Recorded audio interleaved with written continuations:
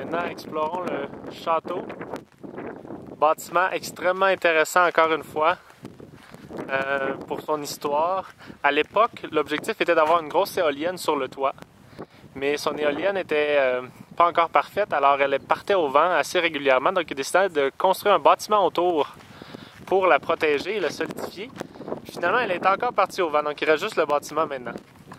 Comme vous pouvez voir, c'est un gros château construit en canne. Encore une fois, il n'avait pas encore commencé à utiliser les pneus à cette époque. Un escalier pour l'étage du haut, où est-ce que mon instructeur Chris vit pour l'instant.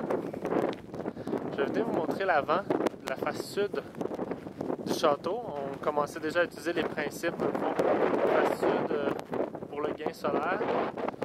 Le bâtiment n'était pas encore complètement enterré, donc il est beaucoup moins performant que les Earthships modernes, mais quand même. Donc, c'est tous des bâtiments qui n'ont jamais été complètement abandonnés, mais ils n'ont pas continué les travaux dedans, donc c'est pas tout qui est fonctionnel ou réparé à 100%, mais ça va venir maintenant avec le début de l'académie et tout ça.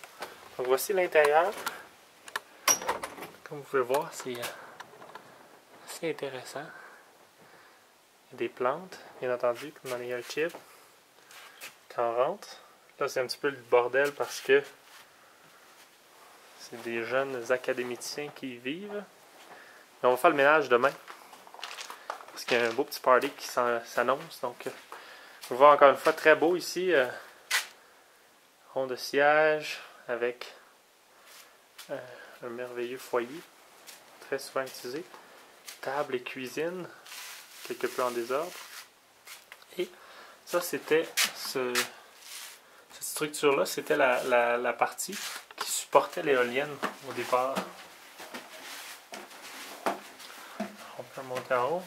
Notre petite vue sur les plantes, qui d'ailleurs pourrait être beaucoup plus productive que ça présentement, mais c'est juste que vu qu'il n'y a personne qui vit ici de manière stable, seulement des locataires, ben, c'est plus difficile à gérer. Comme vous pouvez voir, toilette, bain, une salle de bain complète et normale. Et les chambres sont de chaque côté, comme ça. Encore une fois, un peu en désordre.